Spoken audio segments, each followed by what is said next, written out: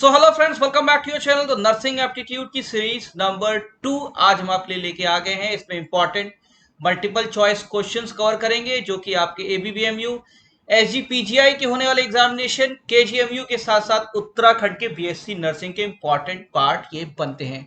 इसके पहले अगर आपको वीडियो देखना है, ऊपर एक लिंक आ रहा है, उस पर आप क्लिक करेंगे तो अभी तक के सारे नर्सिंग एप्टीट्यूड के वीडियोस आप वहां पे देख सकेंगे। साथ ही साथ हमारे टेलीग्राम चैनल का डिस्क्रिप्शन का लिंक भी नीचे दिया हुआ है, उससे आप टेलीग्राम चैनल भी हमारा ज्वाइन कर सकते हैं। सीधे चलते हैं, आइए आज के वीडियो की तरफ।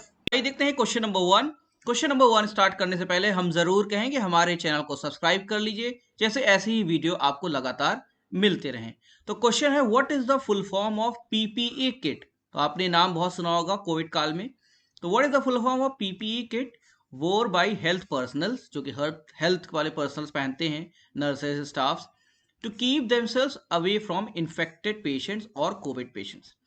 तो ऐसे कौन जो पीपीई किट पहनी जाती है जो ये हेल्थ पर्सनल्स पहनते हैं कि वो इन्फेक्टेड पेशेंट हो या कोविड के पेशेंट हो, उनसे उनको सुरक्षा मिलती रहे। तो पीपीई का फुल फॉर्म क्या है? अब ऑप्शन देखिए यहाँ दिया हुआ है, personal protective equipment, private protective equipment, public protective की पब्लिक प्रोटेक्शन इक्विपमेंट। अब चारों ही आंसर आपको मालूम हो सकता है, लेकिन यहाँ कंफ्यूजन होता है, इसलिए आपको आंसर बिल्कुल क्लियर होना चाहिए। तो आंसर क्या है इसका? इसका आंसर है option number 1, personal protective equipment. ये है फुल फॉर्म पीपीई किट का। आइए चलते हैं नेक्स्ट क्वेश्चन की तरफ। नेक्स्ट क्वेश्चन देखिए।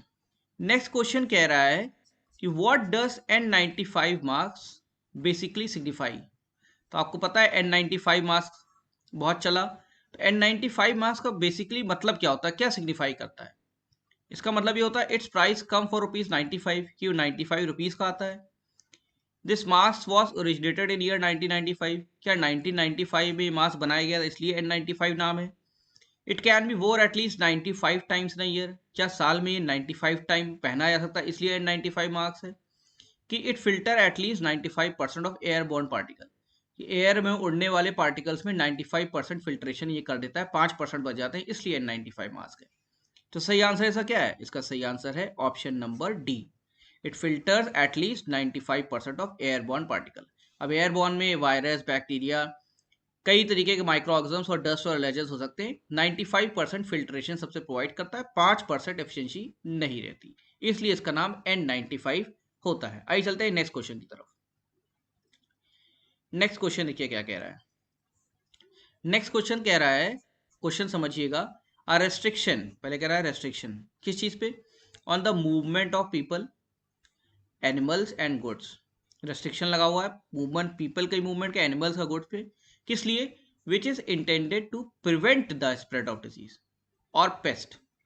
मतलब स्प्रेड ऑफ डिजीज या पेस्ट को रोकने के लिए रेस्ट्रिक्शन लगाया जाए movement of people, animal, goods पे। तो इस प्रोसेस को क्या कहते हैं? आइसोलेशन कहते हैं, रेस्ट्रिक्शन कहते हैं, क्वारंटीन कहते हैं, कि प्रिवेंशन कहते हैं? तो इसका सही आंसर जो है टेक्निकल वो है क्वारंटीन। ठीक है, क्वारंटीन। अब क्वारंटीन का मतलब क्या होता है? क्वारंटीन में आपका रेस्ट्रिक्शन रहता है, और क्वारंटीन जब भी किया जाता है तो उसमें अनकंफर्म पेशेंट रहते हैं, मतलब पेशेंट हो भी सकता और नहीं भी सकता, तो ये नॉट कंफर्म्ड रहता है ना। कभी भी कंफर्म्ड वाली कंडीशन में क्वारंटीन नहीं होता, जहां पेशेंट कंफर्म्ड हो गया वहां होता है आइसोलेशन। ठीक है, तो अगर पेशेंट कंफर्म्ड है, ठीक है, तो उसको आइसोलेट करना पड़ेगा, लेकिन नॉट कंफर्म है, रेस्ट्रिक्शन से लगा रखा है, तो वो क्वारंटीन कहता है। ठीक है, तो ये फर्क है, आइसोलेशन में कंफर्म पेशेंट रहते हैं और क्वारंटीन में नॉट कंफर्म पेशेंट रहते हैं। ठीक है, अब कुछ और बातें जान ली क्वारंटीन के बारे में। क्वारंटीन टर्म आया कहां से? क्वारंटीन टर्म जो डिराइव हुआ है, वो डिराइव हुआ है, वर्ड था क्वारंटीन, TAINE, क्वारंटीन टर्म से डिराइव हुआ। ये वर्ड कहां से आया था? देखिए, ये वर्ड का मतलब जो होता है, इसका मतलब होता है 40 डेज, कितना दिन? 40 दिन। क्वारंटीन का मतलब हुआ 40 दिन। ये वर्ड कहां से आया? एक समय में यूरोप में ब्लैक डेथ प्लेग फैला हुआ था। क्या फैला हुआ था? Black death plague. ठीक है, प्लेग महामारी होती है जो चूहों से फैलती है। तो ब्लैक डेथ प्लेग फैला हुआ था कहाँ? यूरोप में। ठीक है, तो वहां पे ये क्वारंटीन का कॉन्सेप्ट आया कि 40 दिनों तक शिप्स को दूर रखा जाता था। किसको? शिप्स को, जो जहाज होते थे पानी के, उनको दूर रखा जाता था, जैसे ये डिजीज फैले ना। ठीक है, तब से ये टर्म क्वारंटीन आया है। और ये किस लैंग्वेज में है? ये वेनिस की लैंग्वेज में है, मतलब वेनेशियन लैंग्वेज है, इसमें ये टर्म आया हुआ है। तो इसका मतलब क्या हुआ, जहां पे पेशेंट कंफर्म्ड नहीं होते वहां पे क्वारंटीन किया जाता है और रेस्ट्रिक्शन होता है। इसे रेस्ट्रिक्शन नहीं क्वारंटीन कहेंगे, कब, जस्ट डिजीज के रिस्पेक्ट में बात कर रहे हैं। आइसोलेशन तब कहते हैं जब कंफर्म्ड पेशेंट होता है, ठीक है। क्वारंटीन टर्म आया है क्वारंटाइन से, जो कि टर्म है वेनेशियन, मतलब वेनिस का टर्म है और जिसका खुद मतलब होता है 40 डेज। ये तब हुआ था जब ब्लैक डेथ प्लेग फैला हुआ था यूरोप में, तब से ये वर्ड क्वारंटीन चला आ रहा है। आइए देखते हैं नेक्स्ट क्वेश्चन। क्वेश्चन नंबर 4 देखिए, सब टेक्निकल क्वेश्चन है, ठीक है। मीनिंग सबकी एक होती है, वर्ड आपको बिल्कुल सही पता होना चाहिए। द बायोलॉजिकल सब्सटेंस, अब इसमें क्या वर्ड आया, बायोलॉजिकल होना चाहिए, ठीक है। That pose a threat to the health of living organisms primarily that of humans are commonly referred to as. तो कौन सब्सटेंसेस, बायोलॉजिकल, बायोलॉजिकल मतलब लिविंग सब्सटेंसेस हो गया, बायो हो गया ना वर्ड। और जो थ्रेट पोज करते हैं किसको, हेल्थ को, उन्हें क्या कहते हैं ऐसे बायोलॉजिकल सब्सटेंसेस को, बायो वेस्ट, सीवेज, एफ्लुएंट्स की बायो हजार्ड, ठीक है। तो इसका सही आंसर क्या है, सही आंसर है बायो हजार्ड। क्या कहते हैं, बायो हजार्ड, ठीक है। बायो वेस्ट का ही नहीं कहेंगे, वेस्ट हो सकता है लेकिन कोई जरूरी नहीं कि वो नुकसान पहुंचाए, इसलिए उसको हम हजार्डस नहीं कह सकते, थ्रेट नहीं कह सकते। सीवेज, सीवेज भी खराब चीज है लेकिन कोई जरूरी नहीं कि उसमें थ्रेट हो। एफ्लुएंट्स भी जरूरी नहीं कि उसमें थ्रेट हो। बायो हजार्ड ऐसी चीज है, हजार्ड टर्म लगा हुआ है और यहाँ थ्रेट की बात हो रही है। तो बायो हजार्ड वो बायोलॉजिकल सब्सटेंसेस होते हैं जो कि थ्रेट कॉज कर सकते हैं हेल्थ पे, लिविंग ऑर्गेनिजम्स, ह्यूमंस पे, इसलिए इनको बायो हजार्ड कहा जाता है, ठीक है। आइए चलते हैं नेक्स्ट क्वेश्चन की तरफ, ठीक है। अब यहां देखिए, बायो हजार्ड से रिलेटेड दूसरा क्वेश्चन है, which of the following come under the category of bio hazard. इसमें से कौन ऐसी चीज है जो बायोलॉजिकल भी है और हजार्डस है ह्यूमन लाइफ को, बायो हजार्ड के नाम की कैटेगरी के अंडर आते हैं, ठीक है। ऑप्शन है इन्फेक्टेड, अब ऐसे क्वेश्चन आ सकते हैं, इन्फेक्टेड ह्यूमन ब्लड या blood products, infected human body fluid, या माइक्रोबायोलॉजिकल वेस्ट, या शार्प वेस्ट, या ऑल ऑफ द अबव। तो बायो हजार्ड मैंने बताया वो सब्सटेंसेस हैं जो हजार्डस हैं, जो नुकसान पहुंचाएं, थ्रेट पहुंचाएं ह्यूमन बीइंग को, और बायोलॉजिकल होने चाहिए। तो इसमें से ह्यूमन ब्लड भी अगर इन्फेक्टेड है नुकसान पहुंचा सकता है, ब्लड प्रोडक्ट भी नुकसान पहुंचा सकता है। बॉडी फ्लूइड्स में क्या आता है, बॉडी फ्लूइड्स में जैसे आपका सलाइवा है, ठीक है, और सीमेन है, ठीक है, प्लूरल फ्लूइड है, लंग्स का फ्लूइड है, ठीक है। तो ये सब किस में आता है, इन्फेक्टेड बॉडी फ्लूइड में आता है। माइक्रोबायोलॉजिकल वेस्ट जैसे कल्चर है, कल्चर किस चीज़ का, जैसे बैक्टीरिया का कल्चर हुआ है, ठीक है, बैक्टीरिया का है, वायरस का है, प्रोटोजोआ का कल्चर है, ये सब कल्चर है। शार्प वेस्ट क्या हुआ, जैसे इन्फेक्टेड नीडल है, ठीक है, और या शार्पनर्स है, या स्कैल्पल है, ठीक है। तो ये सब किस में आते हैं, शार्प वेस्ट में आते हैं। तो ये सभी जो है हजार्डस हो सकते हैं, इसलिए सही आंसर का क्या होगा, ऑल ऑफ द अबव। तो आप जान रही है हजार्डस चीज़ों में क्या क्या आता है, ह्यूमन ब्लड भी आता है, ब्लड प्रोडक्ट्स भी आते हैं, बॉडी फ्लूइड्स भी आते हैं जिसमें सलाइवा, सीमेन सब आता है, माइक्रोबायोलॉजिकल वेस्ट भी आते हैं, माइक्रोबायोलॉजिकल वेस्ट में जब कल्चर डिस्कार्डेड वायरसेस होते हैं, ठीक है। शार्पनर वेस्ट भी आते हैं जैसे नीडल्स हैं, ये सब है। एनिमल वेस्ट भी आते हैं, ठीक है, ये अलग से मैं बता रहा हूँ, एनिमल वेस्ट भी आते हैं, ठीक है। कोई इन्फेक्टेड एनिमल है उसका वेस्ट भी बायो हजार्ड में आता है, ठीक है। और एक होता है पैथोलॉजिकल वेस्ट। पैथोलॉजिकल वेस्ट क्या होता है, पैथोलॉजिकल वेस्ट में से जैसे आपकी आपने ह्यूमन की सेल है, एनाटॉमिकल पार्ट है जो कि नुकसान पहुंचा सकता है, वो सभी पैथोलॉजिकल वेस्ट में आते हैं। तो क्या क्या बायो हजार्ड में आते हैं, human blood, blood products, body fluids, microbiological waste, sharp waste, pathological waste और एनिमल वेस्ट, इतनी चीजें बायो हजार्ड्स के अंडर आती है। आइए चलते हैं नेक्स्ट क्वेश्चन की तरफ, ठीक है। नेक्स्ट क्वेश्चन देखिए क्या कह रहा है, नेक्स्ट क्वेश्चन कह रहा है which of the following do not fall, कह रहा है do not fall under the category of harmful radiation to humans. अब रेडिएशंस पता है हार्मफुल भी हो सकते हैं, नहीं भी हो सकते, लेकिन ज़्यादातर हार्मफुल होते हैं। तो ये पूछ रहा है इसमें से कौन ऐसा रेडिएशन है जो कि हार्मफुल नहीं है, do not fall under the category of harmful radiation. Option दिया है gamma radiation, radio active radiation, X-ray की विजिबल रेज। तो ऐसा रेडिएशन जो हार्मफुल नहीं है वो कौन सा है, इसमें विजिबल रेज है। गामा रेज भी बहुत पावरफुल होता है, हाई एनर्जी रेडिएशन होते हैं सब। क्या होता है, जितनी हाई एनर्जी होगा उतना ज़्यादा पेनिट्रेशन होता है, फिजिक्स का कॉन्सेप्ट है ये, ठीक है। तो gamma rays high energy radiation, radio active radiation बहुत खतरनाक होते हैं, एक्सरे भी हाई एनर्जी है।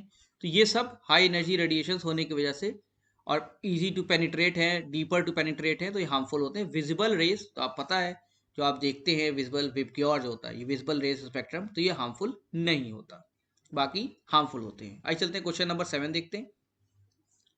क्वेश्चन नंबर 7 कह रहा है which of the following colour coded bag. अब देखिए बहुत इंपॉर्टेंट नर्सिंग का क्वेश्चन, कलर की बात आ रही है, ठीक है, या बॉक्स भी बना रहता है। अब यहाँ बैग की बात आ रही है।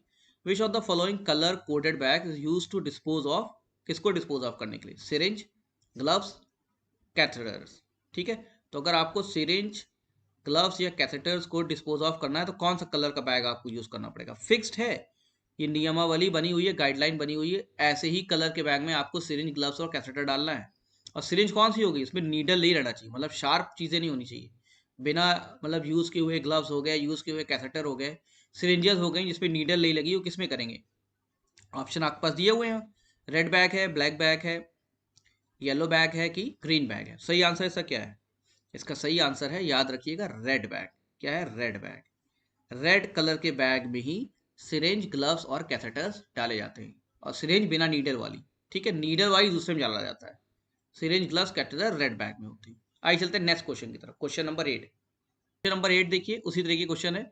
Which of the following colour coded bag is use to dispose of, अब यहाँ डिस्पोजल चीज चेंज हो गई, ड्रेसिंग्स, बैंडेजेस, कॉटन स्वैप्स जिसमें बॉडी फ्लूइड लगा हो, ब्लड बैग हो, या ह्यूमन एनाटॉमिकल वेस्ट हो, या बॉडी पार्ट हो।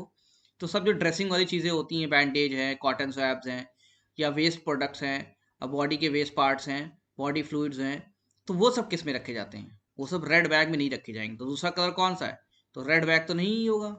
अब बचा ब्लैक बैग, येलो बैग और ग्रीन बैग। तो किस में होते हैं पैथोलॉजिकल वेस्ट, पैथोलॉजिकल वेस्ट जो है सब होते हैं येलो बैग में, सबसे ज़्यादा इसमें जाता है येलो बैग में, सारे पैथोलॉजिकल वेस्ट येलो बैग में रखे जाते हैं। ओके, नेक्स्ट क्वेश्चन देखते हैं। नेक्स्ट क्वेश्चन भी आ गया, देखिए क्वेश्चन नंबर 9। देखिए आपका क्वेश्चन आ गया, नीडल्स, शार्प्स, ब्लेड। तो शार्पनर्स हैं, स्कैल्पल्स हैं, ब्लेड्स हैं, धारदार आइटम जो होते हैं, नीडल्स भी हैं जो यूज हो चुके हैं या नहीं भी यूज हुए हैं, जो धारदार आइटम है जिससे कट सकता है, डैमेज हो सकता है, स्किन को कटिंग हो सकती है, उसको किस में डिस्पोज ऑफ किया जाता है, रेड बैग, वो तो है ही नहीं, और येलो बैग भी नहीं होगा, तो बचा ये और ये। तो सही आंसर इसका याद रखिएगा, शार्प ऑब्जेक्ट जो होते हैं वो सभी रखे जाते हैं वाइट पंक्चर प्रूफ कंटेनर, इसको पीपीसी भी कहते हैं। क्या कहते हैं, PPC, puncture proof container. White या ट्रांसलूसेंट भी होता है, वाइट पंक्चर प्रूफ कंटेनर में नीडल्स, शार्पनर्स और ब्लेड्स रखे जाते हैं। आइए देखते हैं क्वेश्चन नंबर 10। अच्छा क्वेश्चन है ये भी। Non biomedical waste, non biomedical waste क्या होता है, जो कि बायोलॉजिकल नहीं है और मेडिकल वेस्ट भी नहीं है। मतलब आप हॉस्पिटल में गए, आप फल लेके गए हैं, सब्जी लेके गए हैं, कोई और सामान है, तो उसको कहाँ डालेंगे, उसको रेड बैग में डालेंगे, नहीं येलो भी नहीं डालेंगे, किस बैग में डालेंगे। तो नॉन मेडिकल वेस्ट जैसे स्टेशनरी का वेस्ट है, वेजिटेबल है, या फ्रूट की पील है, तो कहाँ डिस्पोज ऑफ करेंगे, red bag, black bag, yellow bag की ग्रीन बैग। तो ग्रीन बैग तो है नहीं इसका आंसर। रेड बैग आपको पता है पहले क्या होता था, येलो बैग भी पता है, तो इसका सही आंसर है ब्लैक बैग। तो ब्लैक बैग में एक्स्ट्रा चीज़ें डाली जाती हैं, जो भी स्टेशनरी का आइटम है, वेजिटेबल, फ्रूट पे, ये सब ब्लैक बैग में डाली जाती है। आइए देखते हैं क्वेश्चन नंबर 11। सारे बैग से कलर याद कर लीजिएगा, बॉक्स से कलर भी कह सकते हैं इन्हें, ठीक है, बॉक्स बनाओ या बैग बनाओ। Which of the following are one of the most corrosive chemicals. तो मैंने आपको पिछली वीडियो में बताया था कि कोरोसिव का सिग्नल क्या होता है, उसका सिंबल क्या होता है, ठीक है। तो कोरोसिव केमिकल जो होते हैं, ठीक है, जो यूज होते हैं मेडिकल की फील्ड में, वो कौन कौन से हो सकते हैं, bromine, sulphuric acid and sodium hydroxide, hydrogen peroxide के ऑल ऑफ द अबव। क्या ऑप्शन होगा इसका, तो सही आंसर इसका क्या है, ऑल ऑफ द अबव। ये सभी केमिकल्स ऐसे हैं जो कि कोरोसिव हो सकते हैं, डैमेज पहुंचा सकते हैं हैंड्स को, ब्रोमीन भी, सल्फ्यूरिक एसिड भी, सोडियम हाइड्रोक्साइड भी, हाइड्रोजन पेरोक्साइड, और ये मेडिकल फील्ड में यूज भी होते हैं। ओके, और मेडिकल फील्ड में यूज होने के साथ साथ कोरोसिव भी हैं। क्वेश्चन नंबर 12 देखिए, डिफरेंट टाइप का क्वेश्चन आ रहा है। क्वेश्चन समझिएगा, कहा है अ मैग्नेटिक फील्ड बेस्ड। तो कोई ऐसी चीज़ है जो मैग्नेटिक फील्ड में बेस्ड है, मेडिकल इमेजिंग हो रही है, इमेज बना रही है, medical magnetic field based medical imaging technique use in radiology. तो रेडियोलॉजी में यूज हो रही है क्या, magnetic field based medical imaging technique to form pictures of anatomy and physiological process of the body. तो इमेजिंग कर रही है बॉडी के पार्ट्स को, सॉफ्ट टिश्यूज को, मेडिकल इमेजिंग कर रही है, मैग्नेटिक फील्ड बेस्ड मेथड है।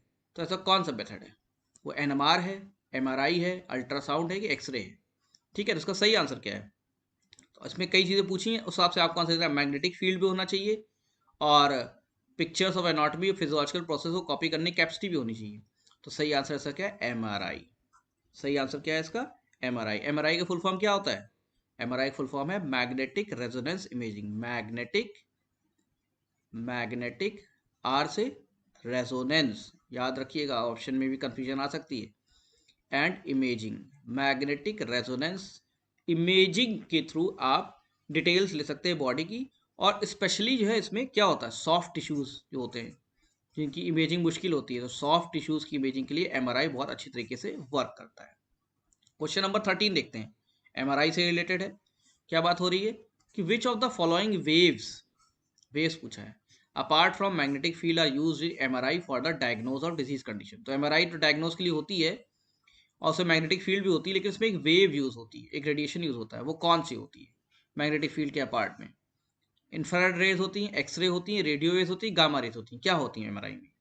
तो एमआरआई में याद रखिए हमेशा रेडियो वेव्स होती हैं। क्या होती हैं? मैग्नेटिक रेजोनेंस इमेजिंग में रेडियो वेव्स के थ्रू स्कैनिंग होती है। ओके, देखते हैं क्वेश्चन नंबर 14। दूसरी टेक्निक आ गई। क्या है टेक्निक? ये सब मेडिकल क्वेश्चंस हैं नर्सिंग के। What is the full form of सीटी स्कैन टेक्निक? ठीक है, सीटी स्कैन टेक्निक का फुल फॉर्म क्या है? क्या होता है? Computer technique, computer tomography, complete technique, complete tomography. क्या है इसका ऑप्शन? याद कर लीजिएगा, ऑप्शन आपको बिल्कुल याद रहना चाहिए। आंसर है कंप्यूटेड टोमोग्राफी। क्या है? सी फॉर कंप्यूटर, टी से टोमोग्राफी। ठीक है, क्वेश्चन नंबर 15, लास्ट क्वेश्चन। सभी बहुत इंपॉर्टेंट क्वेश्चन थे ये, कई क्वेश्चन उसमें बनते भी है। Which of the following rays, फिर पूछा rays, are commonly use in CT scan technique. तो सीटी स्कैन में कौन सी रेज यूज होती है? तो आपको पता है कंप्यूटर टोमोग्राफी तो है। अब ऑप्शन दिया हुआ है इंफ्रारेड, एक्सरे, रेडियो वेव्स और गामा रेज। अब आपको पता है एमआरआई में तो रेडियो वेव्स यूज हो गई थी, तो सीटी स्कैन में क्या होगा? कंप्यूटेड टोमोग्राफी में भी एक्चुअली इमेज बनती है, सॉफ्ट टिश्यूज की इमेज वहां पे भी आती है, लेकिन इसमें जो रेज यूज होती हैं वो यूज होती हैं एक्सरेज। मल्टीपल एक्सरे की इमेजेस बनाई जाती हैं और रेज यूज होती है वो होती है एक्सरेज। तो फ्रेंड्स, हमारे थे आज के क्वेश्चन। आशा करते हैं आपको क्वेश्चन अच्छे लगे होंगे और ऐसी तरीके से आप तैयारी कीजिए बढ़िया से, हम आपको ऐसे क्वेश्चन प्रोवाइड करते रहेंगे। Best of luck for